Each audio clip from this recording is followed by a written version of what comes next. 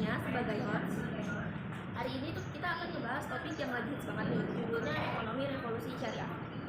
Dan untuk bahas topik ini, aku nggak sendiri, ada Kak Jody dan Kak Sora. Halo. Apa kabar Kak Jody, Kak Sora? Baik. Alhamdulillah baik. Kesibukannya? Kita kesibukannya hari ini untuk kuliah. Sebelum mulai ya, jujur waktu aku ngedengar judul ini tuh kayak ini banget loh, kompleks banget. Ternyata panjang ya isinya. Ya luas ya pembahasan. Iya. Langsung aja ya.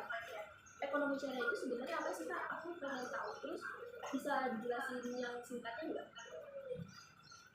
Jadi gini, ekonomi syariah pada dasarnya adalah prinsip sistem ekonomi yang berdasarkan prinsip-prinsip Islam yang bersumber dari Al-Quran sama hadis. Tapi ini bukan berarti eksklusif cuma buat umat Islam aja nih kan.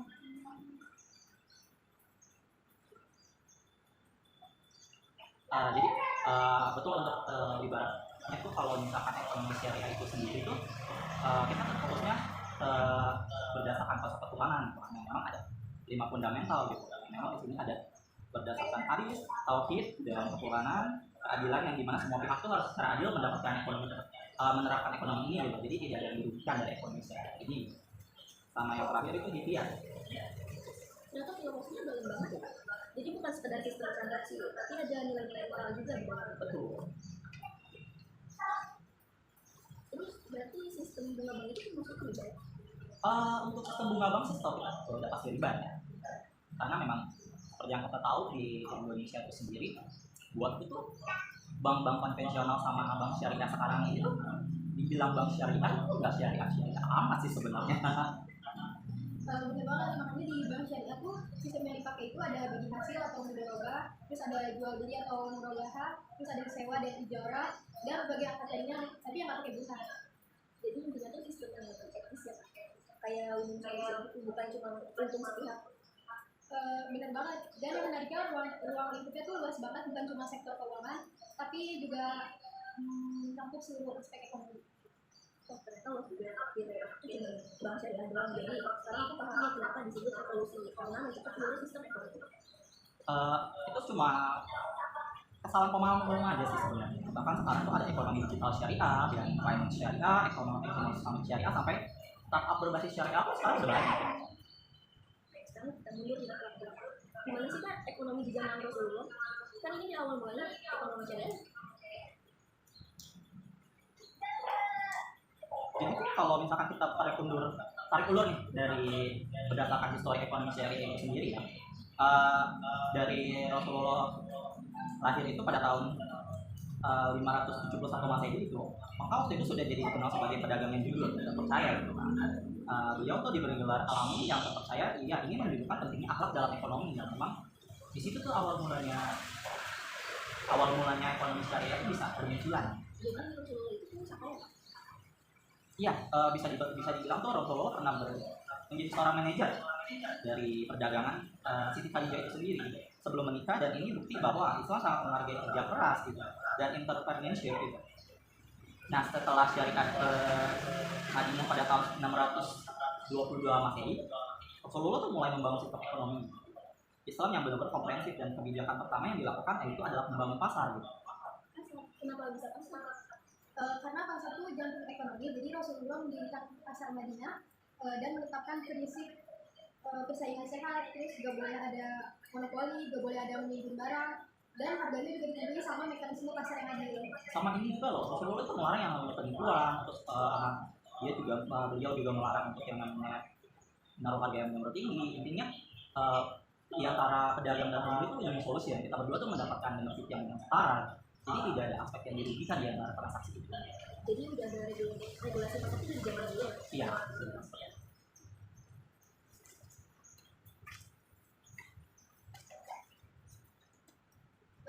Terus juga Rasulullah menerapkan sistem zakat sebagai instrumen redistribusi kekayaan.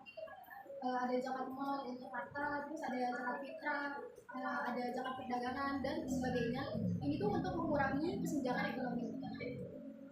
Sama ini nih, ada hal unik yang memang dibangun sama beliau Rasulullah kita pada zaman itu di mana beliau tuh membangun sistem kas negara. yang memang bisa membantu mengatur pengeluaran kas-kas yang memang mengelola pendapatan dan memang pengeluaran negara. Pasti kan ada kebijakannya itu ya Kak. Aku boleh tahu misalnya kebijakannya itu apa aja? Oh, Kebijakannya banyak banget, jadi Rasulullah tuh melarang riba secara bertahap, kayak menetapkan sistem waris yang adil buat laki-laki sama perempuan, terus juga mendorong pertanian dengan sistem mujarab, terus ada bagi hasil pertanian dan musakoda, dan juga bagi hasil perkebunan. terus yang paling penting tuh Rasulullah juga menekankan yang namanya tentang akhlak. Kalau yang sahabat transaksi itu memang harus jujur gitu. Dan memang adil dan tidak menipu gitu. Kalau memang kita ada perjanjian yang memang sudah ditulis atau memang secara lisan gitu, itu akan dilakukan gitu loh. Dan tidak ada maksud menipu sama sekali. Jadi kan pada masa Rasulullah ya Kak, setelah Rasulullah wafat, gimana sih kelanjutan ekonomi Islam di masa Khulafaur Rasyidin? Nah ini tuh bisa dibilang periode yang sangat menarik di mana ada 4 khalifah pada saat itu gitu kan, yang memang ada Abu Bakar, Umar, Utsman, Ali, dan masing-masing tuh punya kontribusi yang sangat besar dalam perkembangan ekonomi Islam. Jadi mari kita bahas satu persatu. Yang pertama tuh ada Musa Abu Bakar As-Siddiq dari 632 sampai 634 Masehi. Meski cuma 2 tahun, tapi beliau tuh fokus pada konsolidasi ekonomi setelah Rasulullah wafat. Abu Bakar tuh menghadapi krisis karena banyak suara yang memang pada saat itu murtad dan memang menolak bayar zakat. Karena memang pada saat itu zakat sudah diterapkan. Zakat itu penting banget ya Kak. Iya, karena bisa dibilang zakat bisa digunakan untuk kita tuh membagi hasil yang memang memeratakan ekonomi secara merata, di mana mereka yang memang tidak memiliki kemampuan ekonomi yang sangat baik ke depan jadi bisa tertolong dari zakat itu. Terus juga Abu Bakar tuh menekankan prinsip keadilan dalam distribusi harta baik rumah, dan juga semua sahabat itu dapat jatah yang sama tanpa memandang status sosial. Terus kalau masalah Umar bin Khattab itu gimana Kak? Nah, Umar bin Khattab ini khalifah kan ya, pada saat itu yang memang paling inovatif dan dalam kebijakan ekonomi masa pemerintahannya sekitar 634 sampai 644 Masehi. Wilayah Islam meluas pesat sampai Persia, Mesir, dan Syria. Dan juga Umar bin Khattab itu mendirikan sistem administrasi yang rapi. Beliau juga membuat diwan, terus semacam kementerian untuk mengatur keuangan, tentara, dan administrasi. Lalu dibalik itu semua ada kebijakan dari Umar yang sangat luar biasa modern pada zamannya gitu kan. Bisa dibilang beliau membuat mata uang dirham dan dinar yang membuat sistem perpajakan yang adil dan korup untuk tanah dan Indonesia yang untuk muslim sebagai garda perlindungan. Berarti visa itu semacam Ya, bisa dibilang seperti itu. Tapi bedanya di saya itu untuk non muslim yang memang tidak wajib untuk ikut perang sebagai ganti perlindungan negara gitu. Dan jumlahnya disesuaikan berdasarkan kemampuan ekonomi mereka gitu. Jadi balik lagi kalau Indonesia itu lihat dari strata ekonomi mereka itu seperti apa gitu. Dan itu disesuaikan. Dan juga Umar itu pertama kali membuat jaminan sosial. Jadi beliau memberikan tunjangan buat anak yatim, miskin, janda, bahkan untuk setiap bayi yang lahir. Oh, berarti jaminan sosialnya dari abad ke-7 ya? Iya, dan juga Umar kan melarang penjualan tanah pertanian di negara fakultas supaya produktif. Ini visi jangka panjang untuk pertahanan. Terus kalau Utsman bin Affan itu gimana? Kalau untuk Utsman bin Affan itu dia memerintah itu pada tahun 644 sampai 656 Masehi. Di masanya tuh perdagangan cukup berkembang sangat pesat gitu loh, yang memang wilayah Islam itu benar-benar makin luas pada saat itu.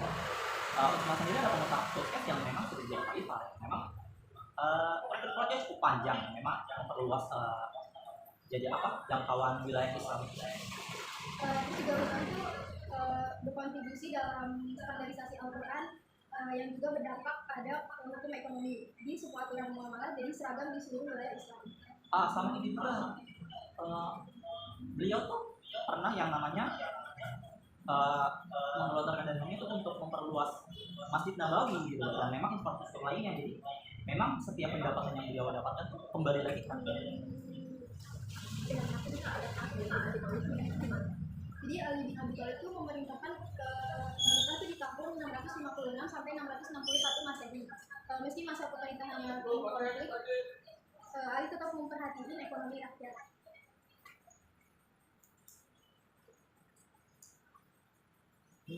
Sama di satu sisi juga Ali juga menekankan distribusi kekayaan yang adil juga nih. yang memang beliau tuh menolak yang namanya memberikan privilege khusus gitu untuk memang orang-orang tertentu gitu loh dalam pembagian harta baitul mal. Jadi bisa disimpulkan di masa Rasyidin ini ekonomi Islam itu semakin matang ya sih? Tepat. Jadi bisa dibilang tuh pada periode itu fondasi perkembangan ekonomi Islam itu di masa-masa selanjutnya. Oke, sekarang kita masuk ke masa-masa selanjutnya. Kita pengen tahu deh tokohnya itu siapa aja sih yang mengembangkan pemikiran ekonomi ini? Nah, kalau untuk tokoh-tokohnya ini bisa dibilang cukup banyak. Kita mulai dari era klasik dulu yang memang di mana tuh pertama ada Abu Yusuf pada periode 731 sampai 798 Masehi, murid dari Imam. Beliau menulis kitab-kitab Al-Khurosh yang memang membahas kebijakan fiskal, perpajakan, ekonomi publik dan di buku ini juga ekonomi Islam itu pertama yang sistematis gitu. Terus juga yang kedua ada Abu Ubaid, itu dari masa periode 775 sampai 838 Masehi, yang karyanya kitab Al-Amwal yang sangat membahas tentang keuangan publik, zakat, dan distribusi kekayaan. Pemikirannya itu sangat komprehensif tentang sistem keuangan negara. Nah, lalu ada yang ketiga, di mana ada Al-Mawardi. Bisa dibilang beliau itu pada tahun 974 sampai 1058 Masehi, yang dimana pun beliau membahas kebijakan ekonomi negara gitu, termasuk penentuan harga, pengawasan harga gitu kan, dan bahkan disebut sekalipun semacam lembaga pengawasan pasar.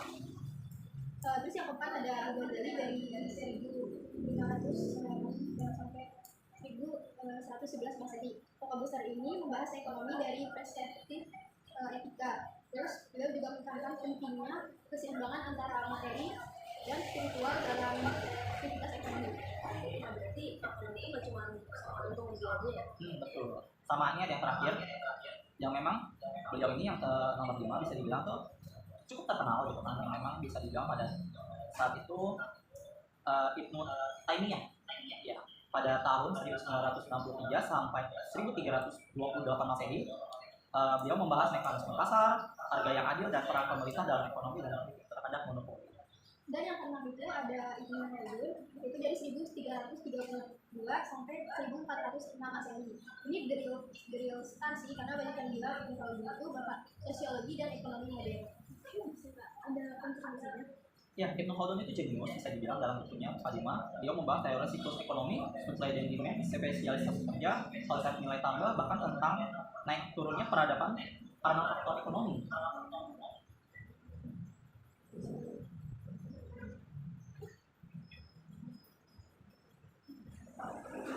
Nah, pemikiran tentang lalu ada juga nih pemikirannya tentang solidaritas sosial dalam ekonomi.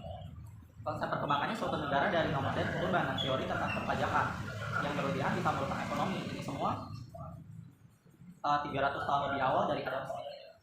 Berarti kalau di era modern itu gimana Kak? Di era modern itu ada beberapa tokoh penting itu. Yang pertama ada Muhammad Bakir Rosa, itu dari 1935 sampai 1980. Dia tuh dari Irak, dia menulis istiqomah dan ekonomi negara yang cerdas, ekonomi Islam versus kapitalisme dan juga ada Muhammad Abdul Manan dari Bangladesh, punya Islamic Economic Theory dan Praktik. Jadi referensi di banyak universitas. Nah, lalu ada berikutnya nih, yang ketiga ada Muhammad Najat Siddiq. Dia dari India, yang memang dia ada pakar ekonomi perbankan Islam. Kemudian yang keempat ada Modern House. Beliau tuh ada ekonomi Islam dan uang Islam kontemporer. Kalau dari Indonesia sih aku dengarnya ada ya, tapi aku yang tahu itu Boleh, ada. Jadi namanya tuh Profesor Muhammad Amin Suma, pakar fikih muamalah. Terus ada Profesor Haji Marwan Karim dan Bapak Pembantu Syariah Indonesia. Terus ada juga Profesor Muhammad Syafi dan Antonio, itu pelopor ekonomi syariah di Indonesia. Lalu ada juga Profesor Didin Hafidhuddin. Beliau adalah pakar zakat. Lalu ada Profesor Nazarul Umar. Beliau adalah generasi muda dari Indonesia yang mengembangkan Islamic Social Finance. sekarang pertanyaannya agak teknis ya, tentang metodologi ekonomi Islam. Itu tuh dasar pemikirannya tuh gimana dan cara mengembangkannya tuh kayak gimana? Oke, kalau untuk metodologi ekonomi Islam itu sendiri, konsepnya sedikit berbeda dengan ekonomi konvensional yang kita kenal. Kalau ekonomi konvensional itu value free dan bebas nilai, ekonomi Islam itu value yang memang dan syarat dengan nilai-nilai moral. Jadi sumber utama metodologi ekonomi Islam itu ada 4, yaitu ada Al-Quran, ada hadis, ada ijma, dan qiyas. Dari keempat metodologi itu aku boleh masing-masing aku jelasin. Oke, untuk yang pertama ada Al-Quran. Ini sumber primer yang memang memberikan prinsip dasar ekonomi seperti larangan riba, kewajiban zakat, prinsip keadilan dalam perdagangan. Meski Al-Quran itu sendiri bukan buku ekonomi, tapi ada sekitar 300 ayat yang berkaitan dengan ekonomi. Terus yang kedua itu ada hadis dan ucapan Rasulullah yang menjelaskan tentang implementasi prinsip ekonomi Al-Quran. Misalnya kayak hadis tentang cara jual beli, larangan jual, anjuran berbisnis dengan jujur. Kayak ijma anak qiyas. Nah, untuk yang ijma qiyas itu kesepakatan para ulama gitu tentang suatu masalah ekonomi. Misalnya para ulama sepakat bahwa bunga bank itu termasuk riba gitu. Meski di zaman Rasulullah belum ada bank. Lalu keempat ada qiyas, analogi hukum. Ini yang bikin ekonomi Islam itu cukup dinamis gitu. Misalnya para ulama sepakat bahwa bunga bank itu termasuk riba. Meski di zaman Rasulullah belum ada bank. Lalu keempat, analogi hukum yang bikin ekonomi Islam dinamis. Contohnya di zaman dulu kan nggak ada cryptocurrency gitu kan. Nah, para ulama itu mengkiaskan kripto ke emas atau mata uang untuk menentukan hukumnya. Jadi meskipun berbasis spekulasi tapi bisa tetap relevan ya dengan kondisi yang sekarang. Persis selain 4 sumber tadi, ada juga metode pertambahan seperti istisam memiliki hukum yang lebih baik, masalah musalah atau masalah umum gitu kan, sama ada urf atau ada kebiasaan. Dan terakhir ada adari yang memang menutup jalan usaha. Terus juga metodologi ekonomi Islam itu juga punya karakteristik khusus, yaitu bersifat normatif sekaligus positif, terus menekankan aspek etika dan moral, terus berorientasi pada kesejahteraan dunia akhirat dan mengintegrasikan aspek material dan spiritual. Jadi bukan sistem yang kaku ya Kak?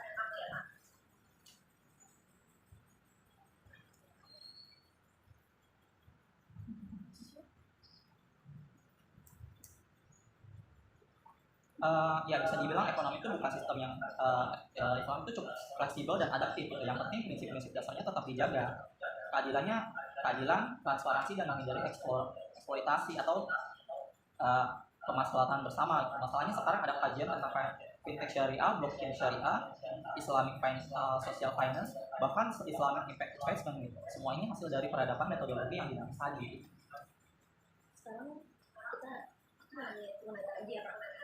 Perkembangan sistem ekonomi syariah di Indonesia itu kayak gimana ya? Soalnya akhir-akhir ini aku lihat-lihat lebih booming. Jadi Indonesia itu sekarang jadi salah satu negara dengan industri keuangan syariah terbesar di dunia dan perjalanannya menarik banget. Jadi gini, cikal bakal ekonomi syariah Indonesia itu dimulai dari gerakan operasi dan Baitul Mawad Tamil di tahun 1980-an. Ini gerakan grassroots dari masyarakat. Terus bank syariah itu adanya dari kapan Pak? Dari tahun 1992. Yang dimana berdiri Bank Muamalat Indonesia sebagai bank syariah pertama. Ini hasil rekomendasi Majelis Ulama Indonesia dan Lokakarya Bunga Bank dan Perbankan tahun 1990. Awalnya sempat ragu karena memang masih baru dan masyarakat belum familiar, tapi alhamdulillah setelah krisis moneter pada tahun 1998, bank syariah itu justru tetap stabil karena memang tidak terpengaruhi fluktuasi bunga. Berarti krisis 98 itu justru ada jadi momentum gitu. Benar, jadi setelah itu pemerintah mulai serius mengembangkan perbankan syariah, itu tahun 1900 tentunya keluar nomor 10 tentang perbankan yang mengakomodasi dua banking system konvensional dan syariah bisa berjalan bersama. Baik, jadi pada tahun 2008 lahir UU nomor 21 tentang perbankan syariah yang mengatur khusus perbankan syariah. Sejak itu pertumbuhannya luar biasa. Berarti bank syariah itu sekarang udah banyak di Indonesia. Nah, ini yang menarik, pada tahun 2021 terjadi merger besar BRI Syariah, BNI Syariah, dan Bank Syariah Mandiri bergabung menjadi Bank Syariah Indonesia atau BSI. BSI ini sendiri jadi bank syariah terbesar Asia Tenggara dengan aset lebih dari 300 triliun rupiah. Selain BSI ada juga bank umum syariah lain yang banyak unit usaha syariah dan bank konvensional. Oh, berarti Indonesia juara dong. Tapi nggak cuma perbankan. Iya, jadi Indonesia itu sekarang juga punya sukuk atau obligasi syariah yang nilainya triliunan rupiah. Jadi pemerintah rutin menerbitkan sukuk negara untuk pembiayaan infrastruktur. Nah, ada juga pasar modal syariah yang dengan indeks saham syariah Indonesia, asuransi syariah dengan apapun, penggadaian syariah, reksadana syariah, dan indeks syariah yang berkembang pesat. Wah, diskusi hari ini panjang banget ya Kak. Tapi seru sih, aku jadi buat info nih tentang ekonomi syariah. Sebelum kita tutup nih, aku mau tanya satu hal sama Tania ya. Sebagai pengetahuan umum Tania aja nih, menurut Tania tuh ekonomi syariah di Indonesia itu udah seperti apa? Menurut aku ya, Menurut kamu aja Pak. belum benar-benar ya. Karena apa sebagai negara muslim terbesar itu punya orang syariah sendiri Kak, dengan ekonomi syariah itu. Jadi kalau aku tuh Belum sepenuhnya belum syariah banget. belum syariah banget. Karena aku juga sempat beberapa kali kan punya kerabat gitu kan yang memang dia ngambil pinjaman dana untuk usaha di bank yang memang bisa dibilang bank syariah gitu. Ternyata dia punya bank, dia punya bunganya itu tidak terlalu jauh dia dibandingkan sama bank konvensional gitu, dan bahkan bisa dibilang malah lebih besar bunganya tuh di bank syariah gitu. Jadi aku tuh sampai bertanya sebenarnya kita udah syariah belum sih? Lalu di mana sih letak syariah di bank Indonesia itu sendiri gitu loh. Jadi aku bisa bilang tuh kalau bank syariah di Indonesia tuh belum syariah banget gitu.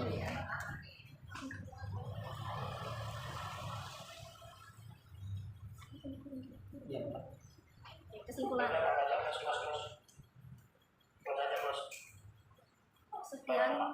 sekian podcast dari kelompok 10. Kurang lebihnya mohon maaf karena ada satu orang juga yang nggak bisa hadir Pak, jadi mohon dimaafkan. Sabde Pak, Sabde Putra. Iya. Sekian, wassalamualaikum warahmatullahi wabarakatuh.